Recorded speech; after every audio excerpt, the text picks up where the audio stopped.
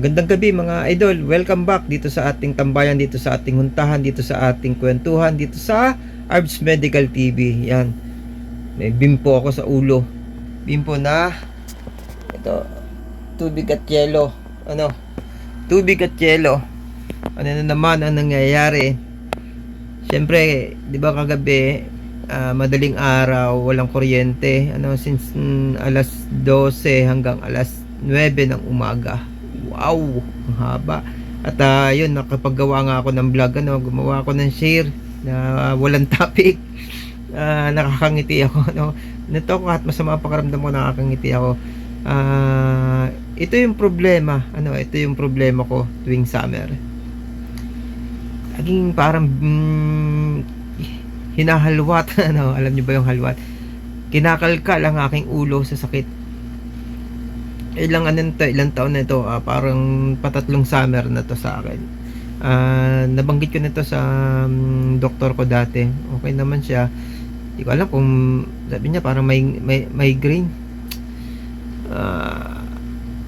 Reaction to ng ating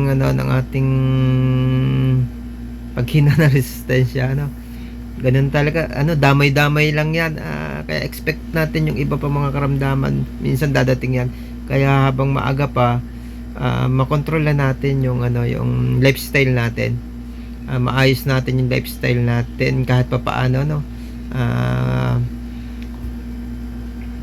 ginagawa ko pagka ganito, wala yung hindi ko malaman kung saan ko nilagay yung ice bag ko. Yan, tuloy, bimpo ako. Mas maganda sana yung ice bag, yelo na talaga mas matagal, yung ganito, remedy to, nakakaalis ng, hindi mo nakakaalis, nakakababa ng hirap, ng sakit ng ng ulo. Tapos ang problema sa ganyan, may time na nasusuka, kanina sukan-sukan na ako tapos pag gaganon yung pakiramdam mo, nasusuka ka, parang bumabalik ka din sikmura. Stress na yan ng katawan natin. Diyan nagsisimula yung acid reflux. Tayo pa naman, trigger talaga tayo sa stress. Tapos hindi natin, kahit puyat ako kagabi, hindi din maalis na mag trabaho dito sa paligid, dun nga sa ginagawang bahay. Tapos sobrang init, sakit talaga ng ulo ko. Hanggang ngayon parang ramdam ko, nasusuka ko, at yung sikmura ko parang bumabaligtad. Expected na ito, acid reflux. Kaso nga, ito pagka ganito yung problema yung sa ulo, tapos kusang bumabaliktad yung sikmura kasi nga parang susuka, ramdam mo parang kang susuka sa sakit ng ulo.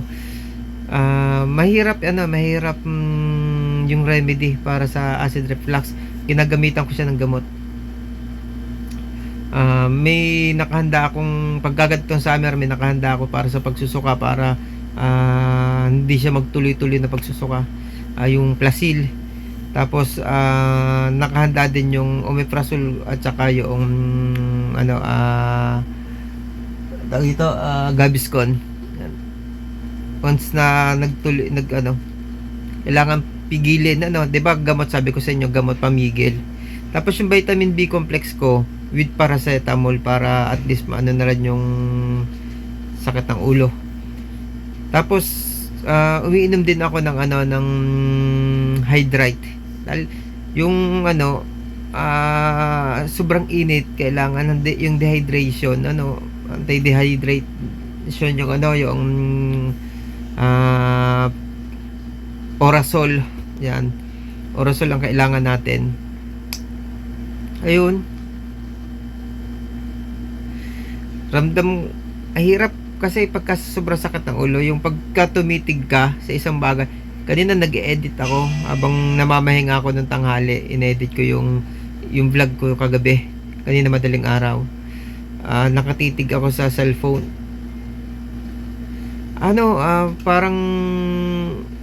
parang lumalabo yung mata ko, na parang lalong sumasakit yung ulo ko, kaya hindi agad ako makapag-edit ng ayos. Kahit dito sa sa cellphone ko nakatitig ako at gumagawa ako ng vlog ng kwento, Sumasakit ang ulo ko. Baligtad natin, umiinit na. Yan nga, naka-aircon nga ako, oh. Buhay yung aircon, tapos nakaganto ako. Saka yung katawan ko, ramdam ko yung init. Nainit yung katawan ko.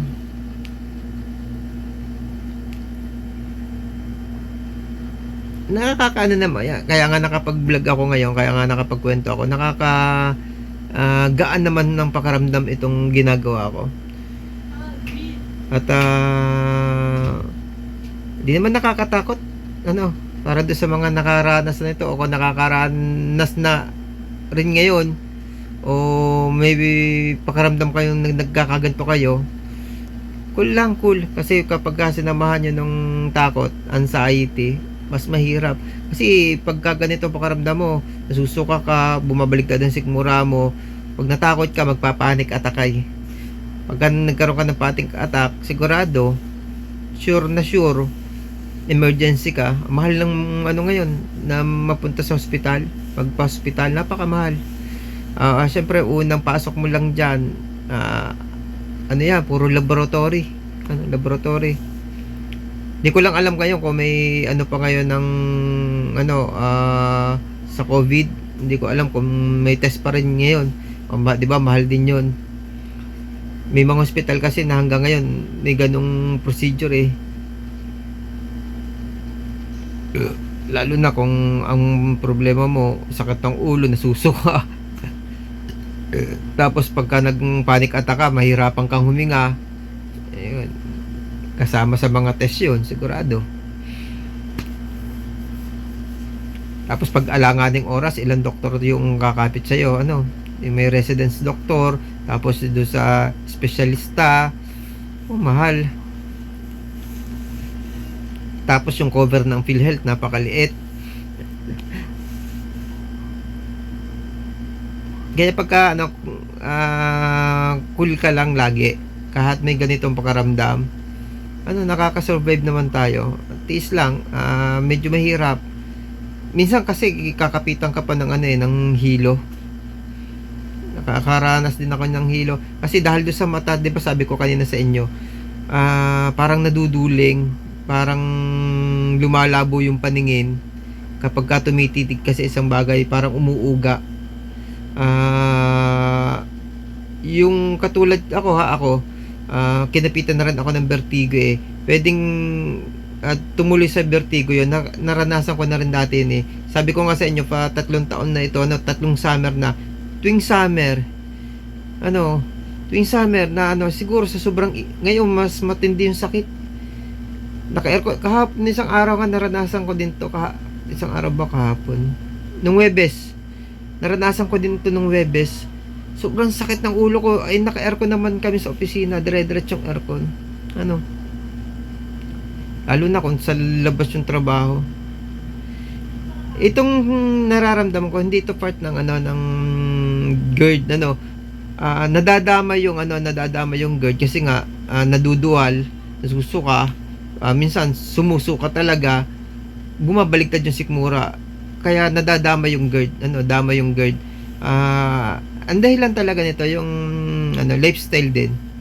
Actually, halos lahat ng sakit naman lifestyle, yun, sa mga kinakain natin, sa mga kapaligiran natin, sa trabaho natin, makabagong lifestyle talaga tayo eh. Kaya yun, kaya kung may paraan, katulad ng ginagawa ko, pilit yung binabago o binabalik yung tunay na lifestyle dapat ng isang tao. Ayun nga lang, napakahirap baguhin ng lifestyle kasi nga makabagong lifestyle talaga tayo, yung henerasyon natin ito, lalo na yung makabagong henerasyon. Siguro sasabihin ng iba na sana all katulad ko na kinakaya yung ganitong karamdaman, nakakangiti, nakakapagkwento, at yun, sana, ewan ko ba kung bakit ganun yung personality ko. Pag may ginagawa kasi ako, kahit na may nararamdaman ako, may masakit na ako, gusto ko tuloy-tuloy pa rin. Nagagalit na yung misis ko. Nagagalit na, syempre, pinapaalam ko sa kanya na masama ang pakiramdam ko kahit nasa ibang bansa siya. Sabi niya, tigilan mo na nga yung yung ginagawa mo. Sinasabi ko naman, hindi po pwede, hindi pa tapos eh. Gusto ko kahit masama na pinapaspasan ko na, binibilisan ko na lang yung gawa minsan para makapagpahinga na rin ako, para makapaglinis na ako ng katawan. Ayokong siguro ganun din yung talagang personalidad ng mga may anxiety. Ayaw mong tumigil do sa hindi tapos. Parang may ganung personalidad yung mga may anxiety. Baka ganun ka din kung may anxiety ka, na kapag may sinimulan ka, gusto mo tapusin na agad. Ayaw mo na may babalkan ka. Ito mga idol, ito yung pakiramdam ko ngayon. Sana hindi mawala ng kuryente ngayon. Pag nawala ng kuryente, yari ako, iinit na. Init pa nga ng pader, oh. Sobrang init ng panahon, ang init ng pader. Grabe.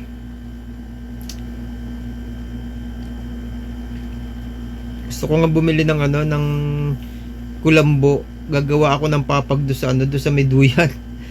Bubuhatin ako kanina madaling araw ng mga lamok, kaya ang daming lamok do. Naman, yung summer naman, tsaka tuyong-tuyong ang paligid, pero wala namang masukal. Palayan kasi yung paligid namin, palayan kasi dito sa amin eh. Kaso wala namang tanim ngayon kasi nga summer na, kapag ani na matagal na. At tuyot na tuyot nga yung mga linang, yung mga palayan. Walang tubig, walang pero malamok pa rin, Ito lang yung kwento ko. Ito yung kwento ko. Ganito yung mga ginagawa ko kapag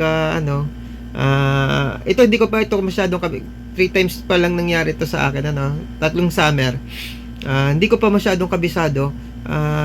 Mahirap kabisaduhin yung ganitong ang lalaki ng pagitan. Tuwing summer lang umaatake.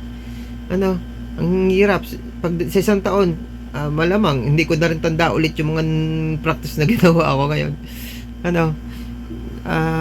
Pero kahit pa paano naman, may matatandaan ako sa mga ginagawa ko.